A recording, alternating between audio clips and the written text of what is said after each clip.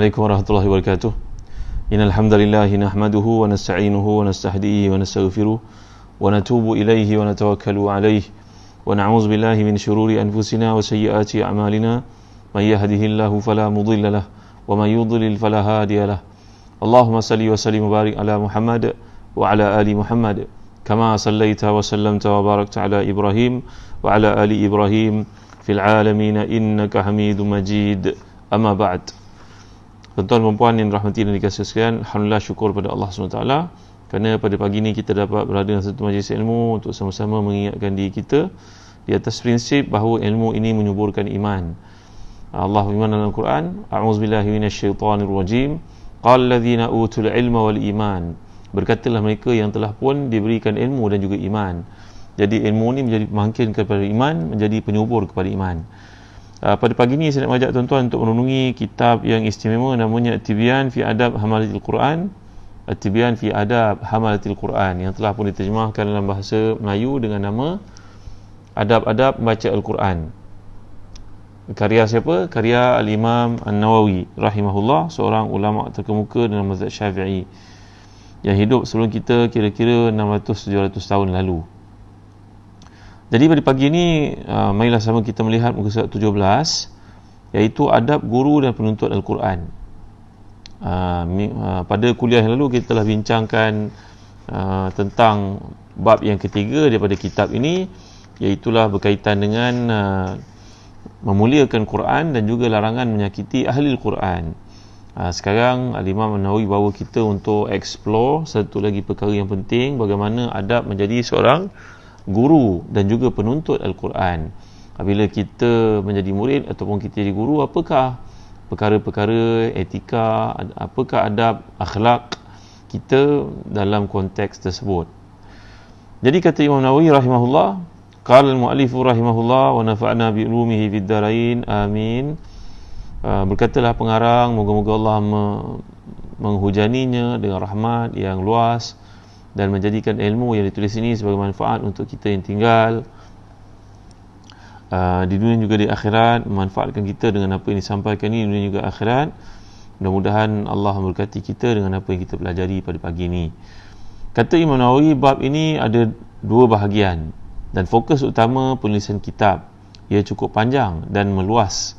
Aku menyajikan semua kandungan utamanya secara ringkas dan beberapa fasal supaya mudah diingati dan teliti insya-Allah. Jadi Imam Nawawi ini metodnya adalah meringkaskan, mempermudahkan, dan kita telah bincang metod Imam Nawawi dan penulisan adalah beliau memendekkan sanad, kerana yang penting adalah untuk manfaat ilmu tersebut. Kerana kita dalam bab ilmu Al-Quran ni belajar bagaimana adab akhlak yang telah disepakati oleh para ulama yang terdahulu. Kita bukannya belajar hadis di sini untuk dikemukakan daripada siapa kepada siapa sanadnya. Jadi di sinilah ringkasan yang telah dibuat beliau di atas keyakinannya bahawa dengan cara demikian banyak manfaat yang akan diperolehi oleh orang-orang awam. Jadi Ahlan untuk fan kita Rozana Ismail, Suhaila Muhammad Yusuf, Sa'dia Basar, Farah Wahida, Faiza Maidin, Waalaikumsalam warahmatullahi. Siti Asa Yahya, Waalaikumsalam. Salam al-hijrah. Mudah-mudahan kita berhijrah kepada yang lebih baik. Kita mempertingkatkan, memperbaiki kekurangan dalam diri, utamanya dalam hubungan melibatkan Allah dan juga manusia. Mirza Akmal, top fan kita Zawi Ghazali, Ramini Hussein, top fan Kamisa HMS, Salma Ahmad, Ismaili bin Burhan, Kak Haji, top fan Kasha Cik Umar, semuanya ada. Jadi adab-adab untuk menjadi seorang guru yang menyampaikan Al-Quran. Dan setiap kita lah guru, kita lah ibu, kita lah bapa, kita lah cikgu di sekolah. Kita hendaklah mengamalkan yang pertama sekali ikhlas kerana Allah. Perkara pertama yang perlu dilakukan oleh seorang guru dan pembaca Al-Quran adalah niat untuk mendapat ridha daripada Allah SWT. Kerana Allah berfirman, a'udzubillahi minasyaitonirrajim, wa ma umiru illa liya'budullaha mukhlishina lahuddin hunafa'a wa yuqimus salata wa yu'tuz zakah wa dzalika dinul qayyimah.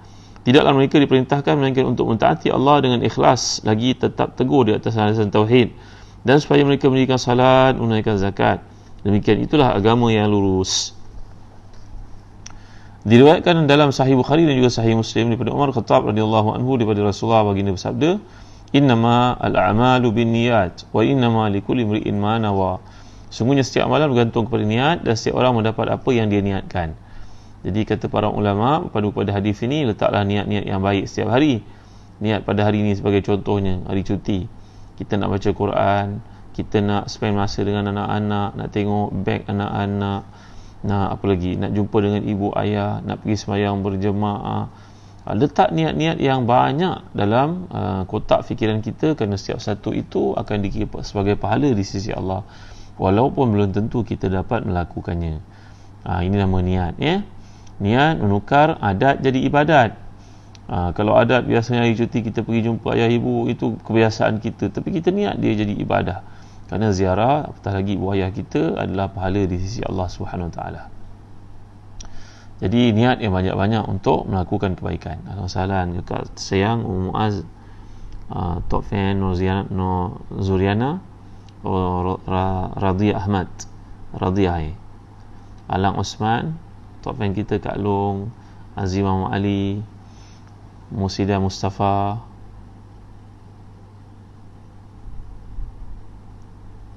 jadi tuan-tuan rahmati dan dikasihi sekalian, terima kasih kerana hadir pada pagi ni dalam kuliah itu, kuliah akhlak kita, untuk kita pelajari sama. Baik, muslim-muslimat rahmati dan dikasihi sekalian, kita pergi lagi berikutnya. Kami meriwayatkan daripada Ibnu Abbas radhiyallahu anhu, beliau berkata, sungguhnya seorang lelaki dapat menghafaz Quran berdasarkan kadar niatnya. Kami juga meriwayatkan daripada sahih beliau mengatakan, sungguhnya manusia diberi satu ganjaran berdasarkan niat mereka. Lagi baik niat kita, lagi mudah kita untuk menghafaz Al-Quran. Lagi banyak niat kebaikan kita, lebih mudah untuk kita belajar. Macam itulah kata Ibnu Abbas radhiyallahu anhu. Ibnu Abbas ni siapa?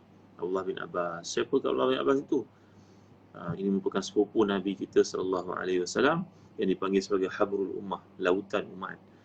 Kerana hebatnya ilmu beliau diiktiraf oleh para sahabat yang hidup zaman dengannya, dan semua ulama yang datang, yang tabi'in, yang berbangga menjadi anak muridnya.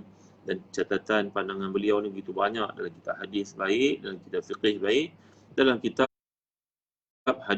tafsir baik. Tentu banyak sekali pandangan daripada Abdullah bin Abbas membuktikan keberkatan ilmu yang ada pada beliau.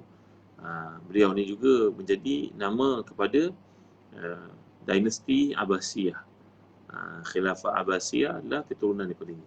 Walaupun Abdullah bin Abbas ni tak begitu cenderung kepada politik, kepada kepimpinan, beliau lebih kepimpinan yang menyelulah dalam ilmu, tapi nampaknya anak-anak keturunan beliau ni lebih cenderung kepada menjadi pemimpin Islam pada zamannya. Jadi kami meriwayatkan daripada Ustaz Abu Qasim Al-Qushayri rahmatullah alaihi, beliau berkata, ikhlas adalah menuluskan tujuan semata-mata kerana Allah. Maksudnya di sebalik satu amalan, ketaatan itu, seorang ingin mendekatkan diri kepada Allah tanpa mengharapkan perkara lain, seperti ingin menunjuk di hadapan manusia, berusaha mendapatkan pujian manusia, atau kecintaan makhluk yang menyanjung orang itu. Apa pun tujuannya, selain mendekatkan diri kepada Allah SWT. Katanya lagi, bolehlah katakan ikhlas itu penyucian satu amalan daripada perhatian seluruh makhluk. Itu sebab kita digalakkan untuk bangun qiyamul lail, tuan-tuan. Kerana qiyamul lail merupakan waktu yang sangat penting bagi mengukur, mendidik, membimbing diri kita supaya menjadi orang yang ikhlas. Tak ada orang nampak pun waktu itu. Dan kita bangun, tidak ada gangguan pada waktu itu.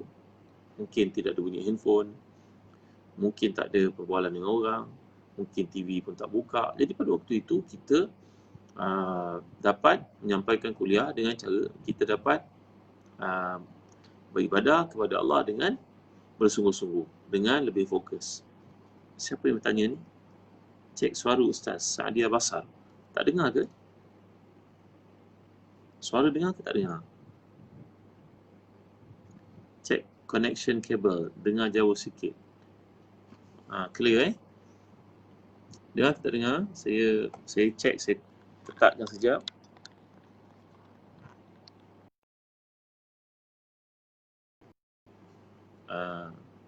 Tak jelas. Awal tadi sangat jelas, harap maklum. Jelas ke? Tadi jelas, sekarang tak jelas. Kenapa baik mudah-mudahan connection yang ada menjadi lebih baik. Okay. Dengar. Jauh Dengar dengan jelas Ustaz Zawiyah tadi. Dengar tapi tak kuat macam selalu. Kenapa pula Jadi nanti saya ketatkan sikit. Mula-mula tadi okey. Putus-putus. Putus-putus ni sebab line connection Melaka jelas. Baik. Jelas tak? Jelas dengan suara baik Okey. Sekarang kita pergi pada paragraf berikutnya pada muka surat 18. Dalam sebuah riwayat daripada Huzaifah Al-Mar'ashi rahmatullah alaihi, katanya ikhlas adalah perbuatan seorang hamba yang sama dari sudut zahir dan juga batin. Jadi tuan-tuan yang mulia sekalian, kita mendidik ikhlas dalam diri ini supaya apa yang zahir dengan yang batin sama saja. Ada orang, sebagian orang kadang-kadang depan manusia dia melakukan ibadah dengan bersungguh-sungguh, tapi belakang manusia dia sudah tidak bersungguh-sungguh lagi, ditimpa futur. Singapura jelas, terima kasih. Okey, lain clear di Johor, alhamdulillah clear baik Ustaz Salman Mungkin yang tak jelas ni kadang-kadang line connection di rumah kita masing-masing. Ya, rasa connection pendengar yang problem. Baik Okey. Jadi dalam konteks ini orang yang ikhlas adalah orang depan manusia ke belakang manusia sama saja. Tak ada beza. Kalau kita mempunyai perbezaan di depan orang kita pakai jubah cantik-cantik, wangi-wangi, kopiah yang elok, serban yang elok, tapi bila kita sembahyang seorang-seorang, kita pakai baju buruk, pakai baju berkedut-kedut, kopiah pun hapak, serban pun tak pakai, maka ini menunjukkan ada sifat nifak dalam diri. Nifak berarti kita buat itu kerana nak tuntunan manusia, bukan nak keridhaan Allah. Sampai ke tahap seperti itu mereka katakan. Jadi buat ibadah ni biarlah kita buat kerana Allah. Adapun kalau manusia lihat, manusia puji, itu satu perkara lain. Yang penting kita buat biarlah kerana Allah. Jadi ikhlaskan niat kita di awal pengajian ataupun penyampaian maklumat, ilmu, menjadi guru atau menjadi murid. Jadikan keikhlasan itu teras dalam hidup kita. Diriwayatkan daripada Zunnun rahmatullah alaihi pula beliau berkata terdapat 3 tanda ikhlas. Yang pertama, tak terpengaruh dengan pujian dan kejian manusia. Yang kedua, lupa untuk melihat amalan dalam satu amalan. Dan yang ketiga, mengharapkan ganjaran pahala amalan hari akhirat. Jadi 3 tanda seorang itu ikhlas, tidak terpengaruh dengan pujian atau kejian manusia. Manusia puji ke, manusia keji ke, tak ada perbezaan di sisi kita. Kita tetap melakukan macam biasa. Yang kedua, lupa untuk melihat amalan dalam satu amalan. Berarti kita buat satu amalan itu, kita lupa bahawa dalam melakukan amalan tersebut ada amalan-amalan lain, penambah nilainya, kesungguhannya, semua itu berlaku secara package. Jadi tuan-tuan dimuliakan Allah sekalian, kalau kita nak sembahyang, umpama dicontohkan tadi, kita dah siap dengan sejadah, wangian, baju, kopiah, kemas, kerana kita nak berdepan dengan Allah SWT. Bayangkan kalau kita nak pergi berjumpa dengan raja umpamanya atau orang besar, bagaimana pakaian kita, dress code kita, tentu kita pakai pakaian yang tak canggung, yang tak berlainan daripada orang, kemas. Kadang-kadang ada setengah pakaian tu tuan-tuan untuk hadir dalam majlis-majlis besar, kena tempah. Nilai tempahnya pula beribu-ribu. Kalau tak mau tempah, kena sewa. Sewanya pun sekali pakai je mungkin makan 1,000, 2,000, menyewanya saja.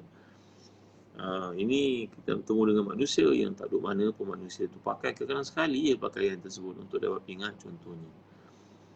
Tuan dimuliakan Allah sekalian. Baju untuk dapat pingat tu nilainya beribu-ribu. Tapi kita nak berjumpa hanya sekali saja. Bagaimana kita dengan Allah SWT? Adakah kita pakai pakaian buruk, pakaian yang berkedut-kedut, telekung yang hapak? Mana satu kita sebenarnya? Dan seterusnya, hendaklah kita mengharapkan ganjaran amalan pada hari akhirat, bukannya ganjaran pujian manusia di dunia. Dikatakan oleh Fudail bin Iyad rahmatullah alaihi, meninggalkan amalan kerana manusia adalah riak. Beramal kerana manusia adalah syirik. Ikhlas itu bila Allah menyelamatkan kamu dari kedua-duanya. Ikhlas ni satu benda yang penting. Kalau kita beramal kerana manusia, namanya syirik. Meninggalkan amal kerana manusia, itu namanya riak. Dan ikhlas apabila kamu dapat menyelamatkan dirimu daripada kedua-dua masalah tadi. Jadi kita belajarlah selalu ikhlas ni, ingatkan diri kita selalu supaya kita tidak menyimpang. Dalam satu riwayat pada Sahal At-Tustari rahmatullah alaihi, beliau berkata, golongan beliau pandai menghentikan maksud ikhlas, namun tidak menemuinya melainkan perkara ini. Yang pertama, hendaklah sentiasa gerak gerimu dan keadaan kamu ketika bersembunyi atau terang-terangan demi kerana Allah semata-mata.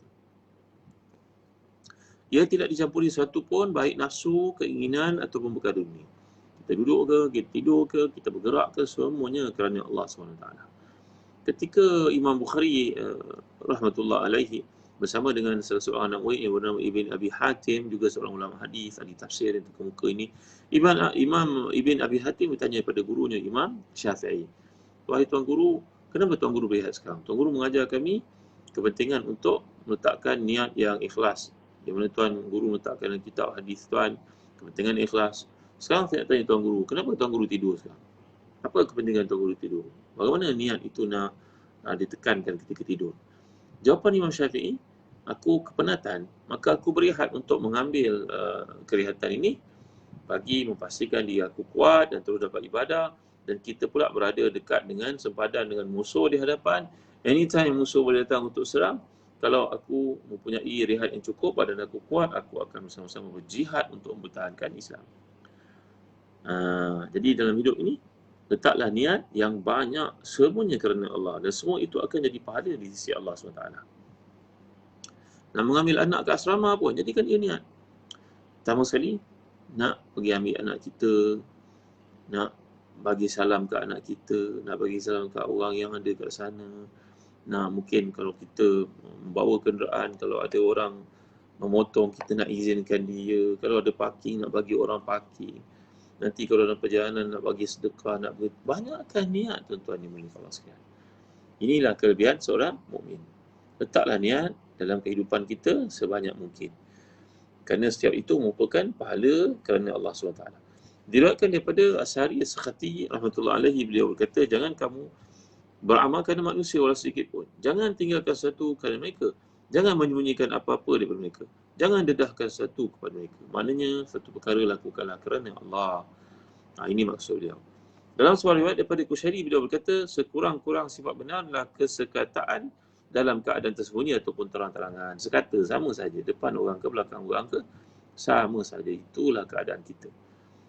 Tuan-tuan hati dan dikasihi sekalian. Diriwayatkan daripada Al-Harith Al-Muhasibi rahmatullah alaihi, katanya, orang yang benar ialah orang yang tidak kisah sekiranya dia tidak menempati setiap kedudukan yang mulia dalam hati makhluk demi memastikan keelokan hatinya. Tidak suka orang melihat kebaikan amalnya walau sebesar zarah sekalipun, dan tidak suka melihat kebaikan amalnya walau sebesar zarah sekalipun, dan tidak membenci orang melihat amal buruknya. Hal itu kerana kebenciannya terhadap semua perkara tadi menunjukkan disukakan penghargaan di sisi manusia dan bukanlah termasuk di kalangan akhlak siddiqin. Al-Harith Al-Muhasibi ini seorang ulama yang hidup sezaman dengan Imam Ahmad bin Hanbal, maknanya dekat dengan Nabi SAW dalam lingkungan 200 tahun. Sebab kewafatan Nabi, munculnya ulama-ulama ini, beliau berkata, orang yang ikhlas itu tak kisah sekiranya dia tidak mendapat tempat kemuliaan di sisi manusia, kerana dia yang dipentingkanlah kemuliaan di sisi Allah SWT. Ini sama juga. Dan tidak suka melihat orang mengetahui kebaikannya walaupun sebesar zarah sekalipun. Dan tidak membenci jika orang melihat amal buruknya. Kalau orang tahu amal buruknya, di mana sikap-sikap tersebut kadang-kadang dia belum dapat atasi, belum dapat baiki dirinya, dia pun tak kisah. Nak buat macam mana, inilah kelemahan aku. Jadi orang tahu kelemahan aku akan cuba atasinya kerana Allah, bukan kerana mereka, bukan kerana kejian mereka, tapi kerana Allah Subhanahu Wa Taala. Jadi tuan-tuan, manusia memang tidak sepi dia melakukan kejahatan. Saya pernah cerita pada tuan-tuan seorang sahabat yang bernama Abu Mihjan As-Saqafi. Abu Mihjan, kan tuan-tuan? Beliau ni merupakan seorang sahabat yang tak dapat meninggalkan perbuatan minum arak sebagai contoh. Jadi dikisahkan oleh Imam Al-Kandahalawi dalam hadis sahabat. Begitu juga dalam Al-Isabah oleh Imam Ibn Hajar. Sehingga ke zaman Umar Khattab radhiyallahu anhu, beliau masih lagi minum arak. Beliau mengatakan bahawa arak ni minum sedikit tak mengapa. Atau minum setakat tak mabuk, tak mengapa. Itu fahamannya. Sehingga dalam satu peperangan ketika beliau menyertainya sebagai seorang mujahid, oleh kerana kerap dihukum minum arak, maka dia telah dikurung oleh sahabat Nabi bernama Sa'ad bin Abi Waqqas radhiyallahu anhu. Sehingga tuan-tuan dimuliakan Allah sekalian. Lalu sahabat yang telah dikurung ini kena minum arak, akhirnya melihat dahsyatnya peperangan itu berlaku dan minta izin daripada Jariyah. Jariyah maknanya hamba kepada Sa'ad bin Abi Waqqas. Minta syafaat untuk dibebaskan. Tolong aku nak mati syahid. Aku tak mau lagi hidup dalam keadaan bergelumah melakukan maksiat kepada Allah. Tolonglah aku. Di pujuknya Jariyah atau pembantu kepada Sa'ad itu, Sa'ad pada masa itu demam, sakit, tak boleh pergi perang. Kudanya bertambat. Maka sahabat yang tak boleh mengatasi dirinya untuk minum arak ni, naik kuda Sa'ad dan pergi perang dengan tangkasnya, dengan pantasnya. Sehingga Sa'ad yang mati kan melihat, siapa boleh ambil kuda aku? Itu nampak dari jauh. Akhirnya Abu Mihjan ni tuan-tuan berperang dan tentu saja pemenang. Dia pun kembali dan berpura-pura dalam ikatannya balik semula, dalam penjaranya balik semula, dikurung, dikembalikan keadaan. Maka Sa'ad bertanya, tadi aku nampak kuda aku pergi perang. Siapa yang menunggannya? Aku nampak di macam Abu Mihjan. Nampak gelagatnya, keseluruhannya. Memang dia seorang paling terbilang walaupun dia belum mampu mengatasi kelemahan dirinya, itu minum arak tuan-tuan. Baik sekali, Sa'ad bin Waqqas ini telah pun buat keputusan untuk melepaskan Abu Mihjan. Mengata kepadanya, aku dah tak boleh nak hukum kau lagi. Aku tahu keikhlasan hatimu. Tapi kau pergilah tempat lain. Aku tak mau lihat lagi wajah kau kat sini. Kerana aku setiap kali kena hukum kau. Tuan-tuan, akhirnya Abu Mihjan mengatakan, demi Allah pula yang saya tinggalkan betul-betul buatan buruk saya. Saya nak mati syahid, tapi Allah belum pilih saya untuk mati syahid. Jadi manusia ni kadang-kadang ada kelemahan-kelemahan yang belum dapat diatasi. Demikian juga kita. Maka bila orang membenci satu kekurangan yang daripada diri kita, janganlah ia mengubah niat kita untuk membaikinya, bahawa kita membaikinya kerana Allah. Mendalam betul kata-kata ni tuan-tuan ya. Kerana Al-Harith Al-Muhasibi ni dalam kitabnya Risalatul Mustarsyidin, beliau mencerita perkara-perkara bersifat hati, dan Imam Ahmad pun memujinya, melihat kepada pandangan-pandangannya yang apa yang kita panggil syarp itu, yang tepat itu dan begitu mendalam, seolah-olah Allah Taala telah pun membuka hati-hati manusia kepadanya untuk dia buat penilaian. Lagak seorang doktor pakar yang melihat satu fenomena penyakit, mengerti, memahami dan dapat describekannya kepada orang lain. Dalam satu riwayat daripada tokoh yang lain, beliau berkata, bila kamu menuntut ilmu kerana Allah, menuntut Allah dengan jujur, maka Allah akan beri kepadamu cermin yang menzahirkan segala perkara ajaib dunia dan akhirat. Kalau kamu buat satu perkara kerana Allah, maka Allah akan beri pada kamu satu kekuatan untuk muhasabah diri. Seolah ada cermin dapat melihat kekurangan dan kelebihan kamu. Macam ni kalau kita tengok cermin, kita pun tengok rambut di kepala banyak ubat. Kita tengok wajah kita dah berkedut. Melihat kekurangan-kekurangan kita. Maka demikian juga orang yang ikhlas, niatnya dalam menuntut Allah, dalam mencari Allah, mencari ridha Allah maksudnya, maka Allah akan beri kepadanya satu cerminan yang mampu membantunya, membimbingnya, menerangkan kepadanya, menunjukkan kepadanya jalan yang betul. Kerana dia ada satu reflection kepada apa yang dia buat. Maka dia dapat memperbaiki kekurangan-kekurangan diri. Banyak lagi ucapan para salafus salih, kami hanya menyentuh sebahagian daripadanya sebagai peringatan kepada fokus bincang kita. Orang Arab ni mereka sebut perkataan kami menunjuk kepada dia lah tuan-tuan. Kami ni menunjuk kepada ta'zim. Kalau kita lihat dalam Al-Quran pun, bila Allah menceritakan wa anzalna minas sama'i ma'a, kami turunkan hujan. Kerana di situ menunjukkan kepada kuasa, punca kuasa. Jadi orang yang berkuasa biasanya menyatakan kami. Ini uslub, ini gaya bahasa para ulama. Tuan-tuan ni, mungkin kalau kita baca, kita lihat, kita pun hairan kami, satu kami ni. Kerana Al-Imam An-Nawawi merujuk kepada dirinya, kajiannya, orang kelilingnya, ulama-ulama yang berpandangan sepertinya. Jadi maksud kami. Kalau kita sesuai untuk sebut saya. Banyak lagi ucapan para salafus salih dalam hal ini. Saya, kita sebut saya kan, tapi mereka kerana keunggulannya, kedudukannya, tapi ini bukan untuk mentakabur dirinya, tidak. Tapi ini uslub, ini gaya bahasa. Tuan ya? Jadi kalau kita baca kitab-kitab Arab, kita akan lihat seperti ini. Kita baca fatwa mufti wilayah pun dalam Al-Bayan Linnas, kita akan jumpa kataan kami. Apa maksud kami? Sampai orang tanya, ni saya rujuk kat sini. Tuan-tuan ni? Jadi kami hanya merujuk sebahagian daripadanya sebagai peringatan untuk fokus perbincangan kita. Aku telah pun menyebutkan sebahagiannya beserta huraian pada awal kitab Muazzab. Sekarang digunakan saya pula. Tadi guna kami. Maksud sama. Dan menyertakan sekali adab-adab guru dan murid, faqih dan juga menuntut ilmu fiqah yang semuanya amat diperlukan bagi seorang penuntut ilmu. Jadi tulisan berkenaan dengan ikhlas ni disebut oleh Imam Nawawi dalam karya-karyanya. Kita akan jumpa dalam Riyadhus Salihin, kita akan jumpa dalam Azkar, kita akan jumpa dalam Majmu' Syarah Muhazab, kita akan jumpa dalam adab, kerana kepentingan keadaan ikhlas ini untuk bersama dengan kita dalam segala tindak tanduk kelakuan kita. Jadi yang kedua, dalam menjadi adab ketika kita menjadi seorang guru ataupun murid dalam menuntut ilmu Al-Quran dan sebagainya, yang kedua, tidak mengharap balasan segera. Dia ni siapa? Orang itulah. Dia hendaklah tidak berniat menjadikan Quran sebagai penghubung untuk mendapatkan apa juga habuan dunia dan juga akhirat. Kuasa, kemegahan, keunggulan berbanding rakan-rakannya, pujian dan perhatian manusia atau seumpamanya. Jadi dalam konteks ini, harapkan pulangan ataupun reward daripada Allah SWT dan ganjaran daripada Allah SWT.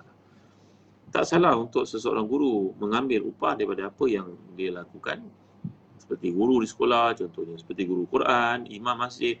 Tak salah untuk ambil upah di atas apa yang disampaikan, apa kerja yang dilakukan. Tak salah pun. Ini telah menjadi fatwa jumhur para ulama bahawa tidak menjadi kesalahan untuk mengambil upah di atas mengajar Quran, mengajar ilmu dan sebagainya. Kerana kita pun ada kehidupan.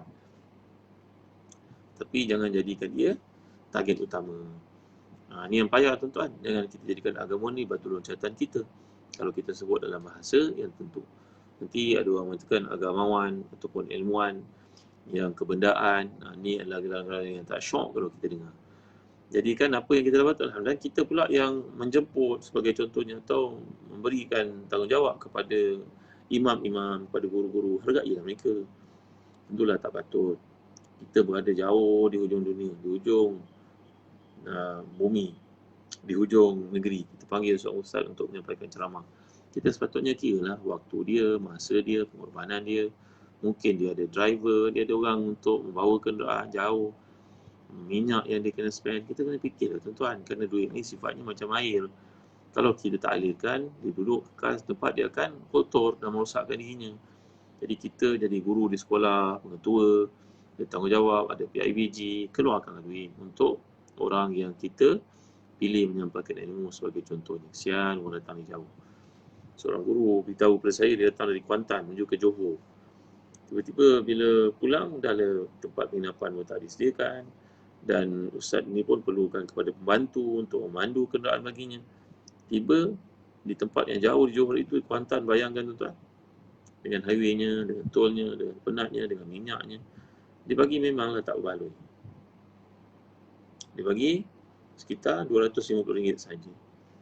Ini tidak menasabahlah tuan-tuan, walaupun orang tak minta, tapi sebut benda nanti takut salah faham. Maka kita hendaklah menghargai orang. Orang tu ada keluarga, tinggalkan anak isterinya. Kita nak samakan keadaan ini dengan zaman Imam Bukhari itu tentu tidak wajar. Imam Bukhari dahulu menggunakan unta, menggunakan kuda, sekarang menggunakan kereta. Ya, kalau unta tu boleh parking tepi jalan, boleh makan rumput, cukup madai baginya, tapi kereta perlukan minyak. Jadi kita kena ada pertimbangan-pertimbangan lah tuan-tuan. Itu sebabnya penting untuk kita bermesyuarat. Ada masjid yang kadang-kadang pendapatannya, sumbangan ulama terhadapnya berjuta-juta. Nanti pengurusan masjid akan masukkan dalam FD, fixed deposit.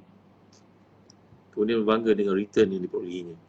Sedangkan program-program peringkat karya untuk anak-anak PSR, PSRA, SPM, PG3, motivasi, sunat beramai-ramai, orang miskin, pendapatan yang kurang daripada 44,000 sebulan, B40. Sukar untuk dikeluarkan duit. Duit ni milik dia ke tuan-tuan? Yang dia nak bangga sangat banyak-banyak buat apa? Kan penting untuk dialirkan kepada masyarakat. Itu pentingnya pentadbiran dibuat secara syura. Wa amru syura bainahum. Adalah kita menghargai orang bayarlah upahnya sebelum kering peluhnya. Jangan mencemarkan bacaan baca Al-Quran dengan sifat tamak terhadap imbuhan yang diperoleh pada orang ramai. Jadi kita sebagai pengajar jangan tamak, dan kita yang menjemput jangan lokek. Jadi kedua pihak kena bijaksana menguruskan resources, peluang yang ada, ya. Jadi tamak terhadap imbuhan yang diperoleh daripada orang yang baca Al-Quran. Tidak kira imbuhan tersebut harta ataupun layanan istimewa, walaupun sedikit. Sedikit pun tidak mahu ada perasaan seperti itu. Jadi memupuk semangat ini memerlukan tangan bertepuk kedua-duanya sekali. Tak boleh tangan bertepuk sebelah, tuan-tuan. Jadi kedua pihak kena bertanggungjawab. Jadi hatta juga dalam bentuk hadiah yang sekiranya bacaan itu tidak diperdengarkan di hadapannya, pembaca Al-Quran tadi tidak memberikan hadiah kepadanya. Hatta juga dalam bentuk hadiah yang sekiranya bacaan itu tidak diperdengarkan di hadapannya, pembaca Al-Quran tadi tidak memberikan hadiah kepadanya. Jadi macam setengah negara kalau kita lihat, Jumaat je ada orang baca Quran, sedap bacaannya. Di Mesir sebagai contohnya, kita rasa Jumaat tu orang baca Quran, sedap-sedap, semua sedap. Andai baca Al-Quran itu kerana Allah, andai baca Quran itu supaya merapatkan manusia dengan Quran, itu bagus. Tapi kalau dibaca itu untuk menagih, nanti keluar masjid orang bagi duit, seorang sikit banyak dapat ini. Ini sudah jadikan Quran sebagai batu loncatan untuk keduniaan. Ini yang ditegah dan patut dielakkan. Allah berfirman dalam surah Asy-Syura ayat ke-20, A'udzubillahi minasyaitonirrajim.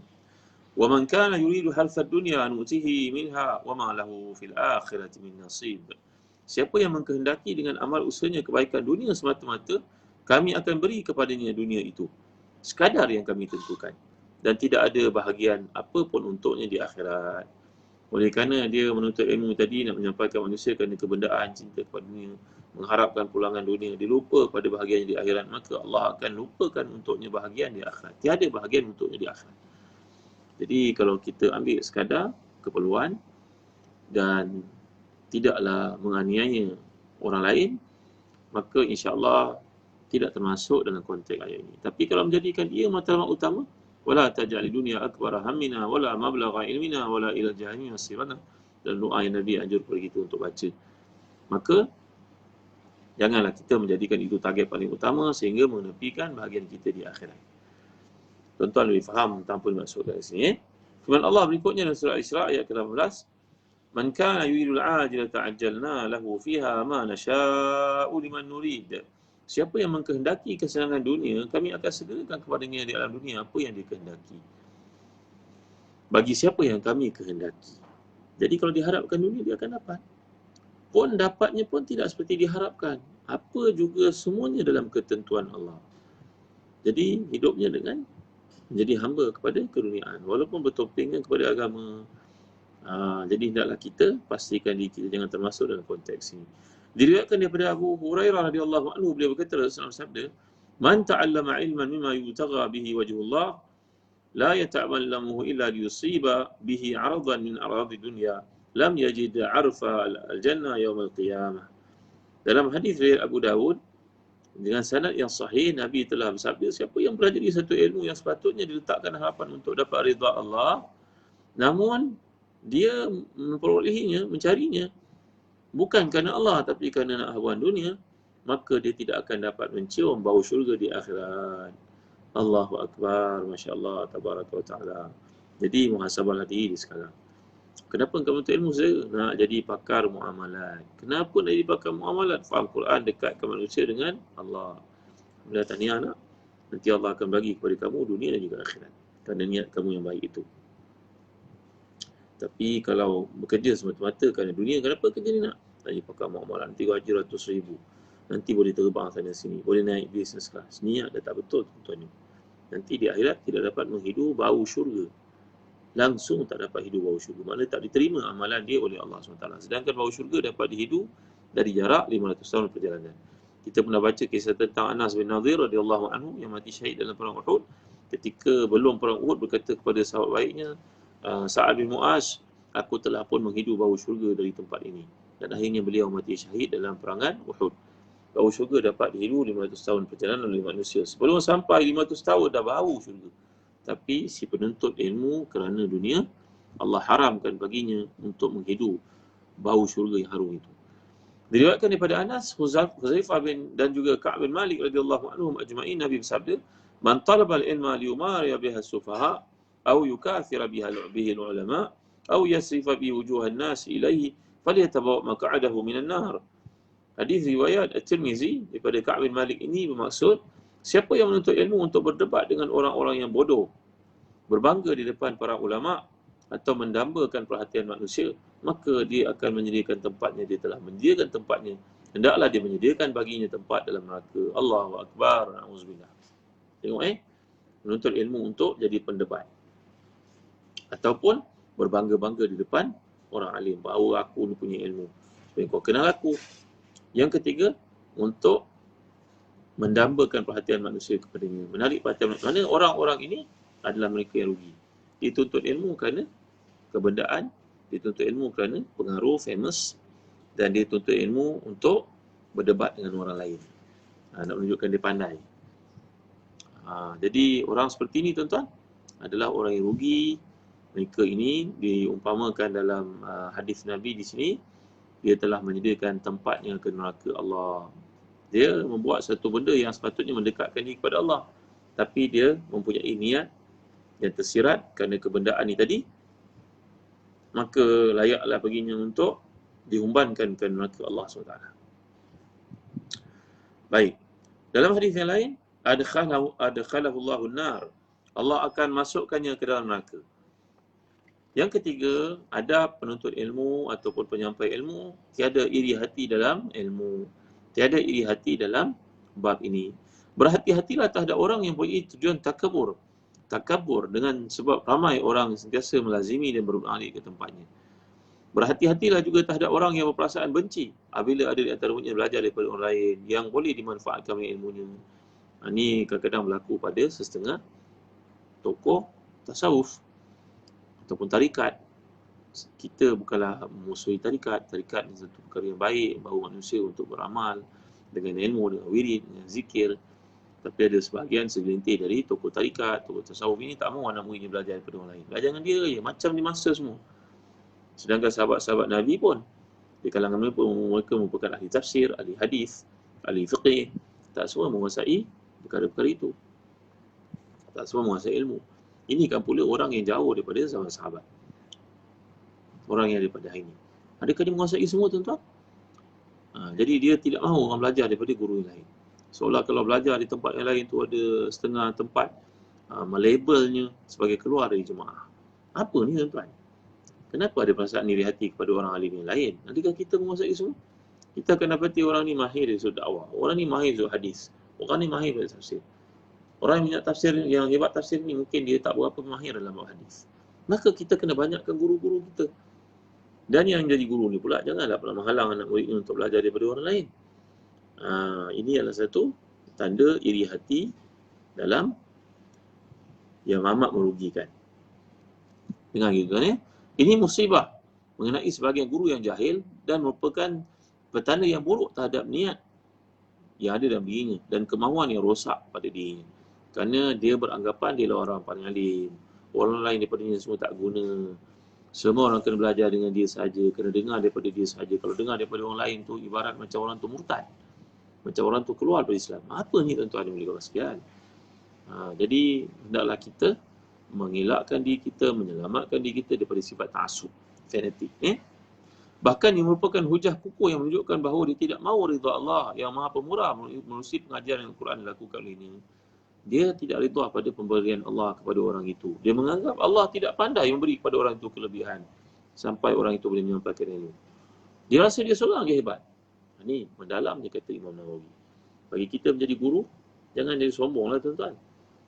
Kalau kita boleh buka satu madrasah, boleh buka pondok, ajaklah orang lain mengajar juga bersama kita. Bukan kita nak melengkapkan semua, kita faham semua. Hal ini kerana jika dia inginkan ridha Allah menerusi amalan ini, tentu dia tidak benci melihat perkara itu. Malah dia akan berkata pada ini, aku ingin berbuat taat dengan pengajaran Quran dan ia tercapai. Muridku pergi kepada orang lain untuk membaca Al-Quran bertujuan menambah ilmunya. Jadi kita kena ada perasaan macam tu. Mungkin dia pun akan menegur kita dengan maklumat baru yang disampaikan oleh guru barunya. Dan kita belajar sesuatu. Janganlah kita ni menunjukkan keras kepala, sombong, congkak. Apa lagi istilah dia. Kita saja yang faham semua. Abdullah bin Abbas yang saya ceritakan sedikit hidupnya tadi, sezaman dengan Abdullah bin Umar. Kedua-duanya merupakan jahabizatil ulama. Orang-orang alim yang hebat dan maksudnya asfiya. Orang hebat askia. Tapi tawaduknya Abdullah bin Umar, ketika ditanya satu masalah, beliau tidak dapat menjawabnya, maka beliau berkata, kau nampak tak yang duduk kat sudut tu, ramai anak muridnya, nampak? Kau pergi kat dia. Tanya pada dia. Dapatkan jawapannya. Nanti kau mesti jumpa aku semula. Beritahu apa jawapannya, kerana aku tidak tahu masalah ini apa jawapannya. Siapakah orang yang masukkan Abdullah bin Umar itu? Itu adalah Abdullah bin Abbas yang lebih muda daripadanya, tuan-tuan.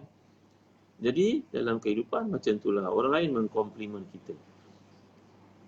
Kata Imam Al-Khattabi, manusia ni 3 golongan. Kalau kita dengar ada orang kata orang alim, orang hebat, kita pergi jumpa dengan dia, kita dapati dia betul-betul hebat, maka jadikan dia guru kita. Kita dengar cerita yang kedua, ada orang itu alim, orang hebat, jawapannya bagus, kita pergi jumpa dengan dia, kita berunding, berbincang, bertanya, bersoal, jawab, kita dapati ilmu dia sama dengan kita, tingginya, tarafnya, maka kita jadikan dia sahabat kita. Boleh? Kita dengar ada seorang hebat, kita pergi jumpa dengan dia, kita dapati dia kurang ilmu daripada kita, jadikan dia orang yang akan kita manfaatkan dengan ilmu yang kita ada. Berpanjanganlah ilmu kita, jariahlah ilmu kita, baiklah hubungan kita dengan dia. 3 jenis manusia.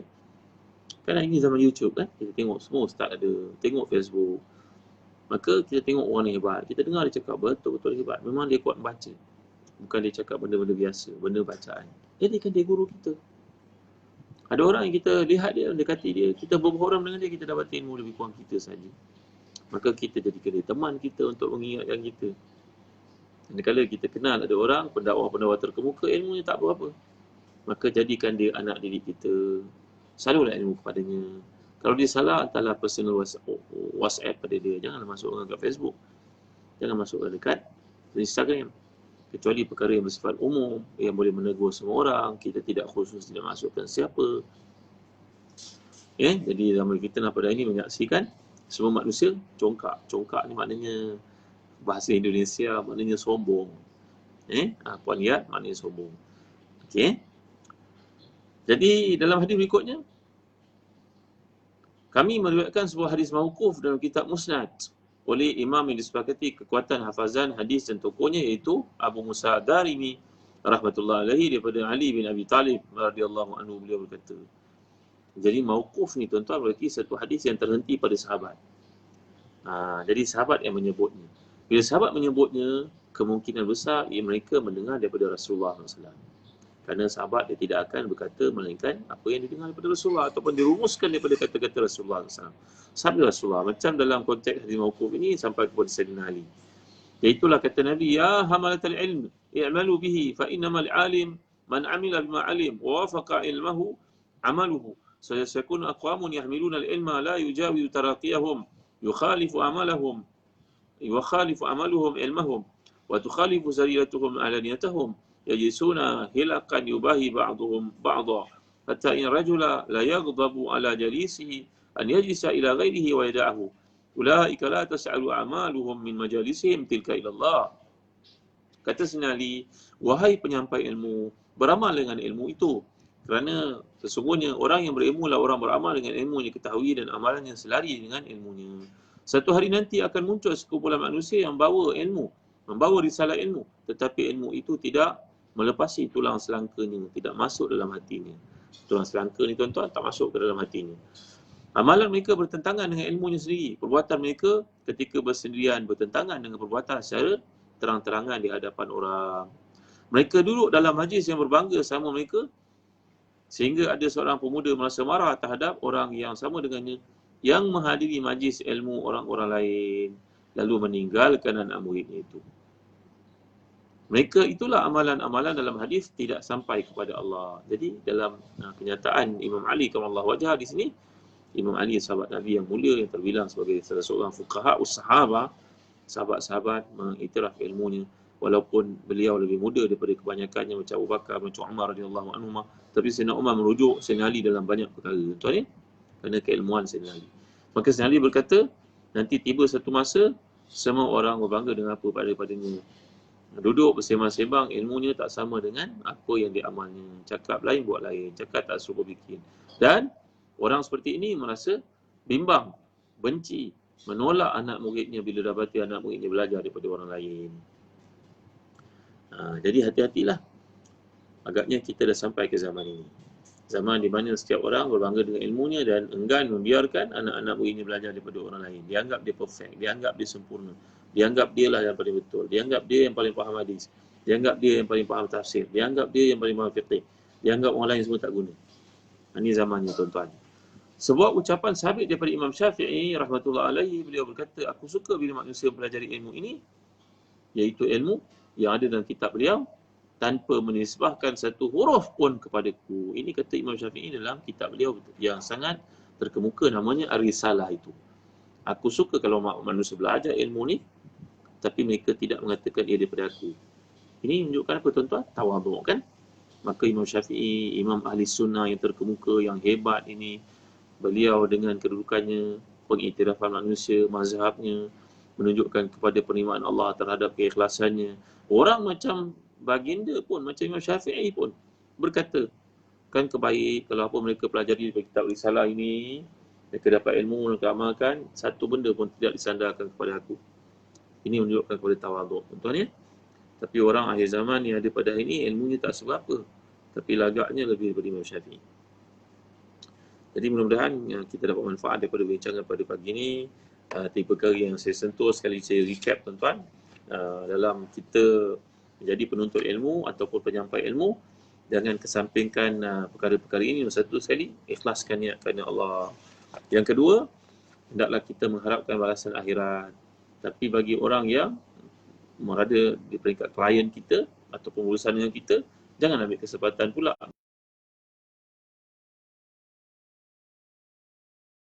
hargailah guru kita, imam tempat kita dan sebagainya. Yang terakhir sekali yang kita belajar pada ini adalah hendaklah kita jangan iri hati terhadap apa yang disampaikan oleh orang lain. Jangan rasa kita ni lengkap, orang lain semua kekurangan.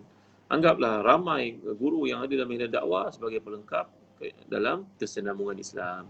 Jangan anggap kita seorang yang boleh buat kerja. Orang semua kena ikut style kita je. Pakaian kita, serban kita, itu je yang betul. Tak ikut, seolah-olah macam murtad. Seolah macam bukan orang Islam. Apa ni tuan-tuan? Jadi sedangkan ini bukan akhlak ulama, ini adalah akhlak orang yang maghrur. Maghrur berarti tertipu. Jadi tuan-tuan dan hadirin yang dikasihi sekalian, marilah sama kita berdoa, antara doa yang Nabi kita anjurkan, ajar kepada kita untuk amalkan. Allahumma anfa'ni ma'allamtani wa'allimni ma yanfa'uni wa zidni ilman yuqarribuni ilaika. Wa zidni ilman ya rabbal alamin. Allahumma anfa'ni ma'allamtani wa'allimni ma yanfa'uni wa zidni ilman. Kan? Allahumma anfa'ni ma'allamtani wa'allimni ma yanfa'uni wa zidni ilman ya rabbal alamin. Kan? Maksudnya Allahumma anfa'ni ma'allamtani, ya Allah beri manfaat kepadaku terhadap apa yang kau ajar. Wa'alimni ma yanfa'uni, ajarlah kepadaku benda yang manfaatkan aku. Wazidni ilman ya rabbal alamin, tambahkan untukku ilmu. Ilmu apa tuan-tuan? Ilmu yang menyebabkan kita makin dekat dengan Allah. Ilmu yang mengajar kita untuk ikhlas dalam ibadah. Ilmu yang menyebabkan kita dapat tawaduk. Ilmu yang menyebabkan kita seronok beribadah kepada Allah. Ilmu yang mendekatkan diri kita kepada Allah, masuk dalam konteks doa ini. Baik, setakat ini saja dulu. InsyaAllah nanti kita ada peluang kita sambung lagi pada hari yang berikutnya. Kalau Allah izinkan, hari Sabtu nanti kita sambung pada subuh lagi kitab ni. Jadi selamat menyambut tahun hijrah yang baru. Mudah-mudahan hijrah kita adalah kepada kebaikan. Mudah-mudahan hijrah kita ke arah peningkatan. Kalau dulu kita buat sembahyang sunat qabliyah dan ba'diyah, sekarang tambah sunat duha. Kalau kita dah buat duha, tambahlah salat witir. Kalau kita dah ada witir, alhamdulillah, cuba bangun tahajud. Kalau sedekah kita pada hari ini sejumlah RM5 sebulan, naikkanlah jadi RM6 contohnya. Kalau zikrullah kita pada Allah setiap hari belum istiqamah, istiqamahkan dia. Jadi inilah cara peningkatan dalam melakukan amalan. Buat satu catatan, ambil buku, tulis target kita untuk tahun yang baru ini. Kalau kita tulis dalam minda mungkin terlupa, tulis dalam telefon mungkin dia padam, bateri tak ada, tulis atas buku. Jadi kata Sayyidina Sulaiman AS kepada tenteranya di kalangan jinnya, beliau berkata, ma kutiba qarra, apa yang ditulis dia kekal. Ma sumi'a ma qila farra, apa yang dikatakan dia lari. Nabi Sulaiman ketika duduk dengan tenteranya termasuk jin ifrit, maka baginda bertanya, apakah cara untuk mengikat haiwan buruan yang telah ditangkap? Jawapan ifrit, kena ikatlah wahai Nabi Sulaiman, nak tangkap kena ikatlah, kalau tak ada lari. Ni yang aku cakap ni, ilmu yang aku cakap daripada Allah ni, kata Sayyidina Sulaiman AS, bagaimana nak ingat? Semua yang ada diam. Nabi Sulaiman kata, apa yang maqila farra, apa aku cakap, ia lagi dia hilang macam haiwan buruan. Tapi ma kutiba qarra, apa yang kau tulis daripada apa aku cakap, itu kekal. Maka tulislah yang baik-baik. Itulah target-target kita nak capai menjelang tahun yang baru ni. Jadi setakat ini saja dulu tuan-tuan, tahun hijrah yang baru ni. Sama-sama kita menangguhkan kuliah kita dengan doa.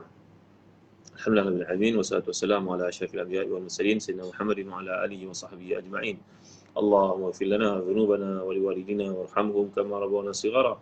ولجميع أصحاب الحقوق علينا من المسلمين والمسلمات المؤمنين والمؤمنات الأحياء منهم والأموات برحمتك يا أرحم الراحمين. اللهم أعنا على ذكرك وشكرك وحسن عبادتك. اللهم أحسن عاقبتنا في الأمور كلها وأجرنا من خزي الدنيا وعذاب الآخرة. اللهم ارزقنا مالا وفعالا فإنه لا يسهل الفعال إلا بالمال. اللهم انفعنا بما علمتنا وعلمنا ما ينفعنا وزدنا علما يقربنا إليك يا رحمن. ربنا آتنا في الدنيا حسنة وفي الآخرة حسنة وقنا عذاب النار. وصلى الله على سيدنا محمد وعلى آله وصحبه وسلم. Amin. Tuan-tuan, insya-Allah pada hari ini jam 10 pagi. Jam 10 pagi saya ada program di Astro untuk memperkenalkan sebuah buku yang istimewa bersama penulisnya yang bernama Datuk Zulkifli bin Malik, seorang ikon bisnes Malaysia Jepun. Sangat penting untuk tuan-tuan miliki buku ini. Dengarlah penerangan daripada beliau. Saya akan berada di Go Shop pada pukul 10 hingga 11 pagi ini. 10 hingga 11 pagi. 1 jam je. Tolonglah spend masa untuk mendengar keunikan bisnes style orang Jepun. Orang Jepun mengamalkan Islam dalam perniagaan mereka walaupun mereka tidak ada syahadah. Maka kita nak belajar nilai tersebut. Datuk Zulkifli Malik ni telah membawa ramai usahawan Muslim, orang-orang muda pergi melihat budaya Jepun dan bila pulang ke Malaysia, bisnes mereka enhance, meningkat dengan rapidnya, dengan drastiknya. Jadi kalau tuan-tuan ada peluang, jangan lupa saksikan kami pada pukul 10 pagi hari ini, hari Khamis, di Astro Go Shop, tentang kepentingan untuk belajar bisnes dengan cara yang betul dari orang-orang Jepun. Sekian, jangan lupa sebarkan, sharekan, sampaikan. Wallahu alam. Sallallahu ala sayyidina Muhammad wa ala alihi wasallam. Wassalamualaikum warahmatullahi wabarakatuh. Allah yubarik fiik. Terima kasih kepada Anwar Asia Bakri, Nur Hadida binti Sabri, Ida Sauda, Hamidi Hussein, top fan kita, Suzana, Khadijah Pagi, Nur Asia Bakri, top fan. Terima kasih. Kenang saya dan doa kalian. Terima kasih Ustaz Ika Hals, Rohaya Talib, Mini MKI. Bagi tuan-tuan yang ingin menyertai kami di Telegram Ustaz Zahazan, masih ada lagi kekosongan. Sahabat Ustaz Zahazan. Ada banyak info yang akan saya sampaikan, termasuk jadual kuliah saja. Sekian, terima kasih tuan-tuan. Sallallahu ala sayyidina Muhammad wa ala alihi wasallam. Assalamualaikum warahmatullahi wabarakatuh. Terima kasih Jazah Hamid. Terima kasih Siti Khadijah, Dayang Safia, top fan kita Syahrin Saleh. Sekian, terima kasih. Jumpa saya di Astro Go Shop 10 pagi ni, insya-Allah. Terima kasih. Assalamualaikum warahmatullahi wabarakatuh.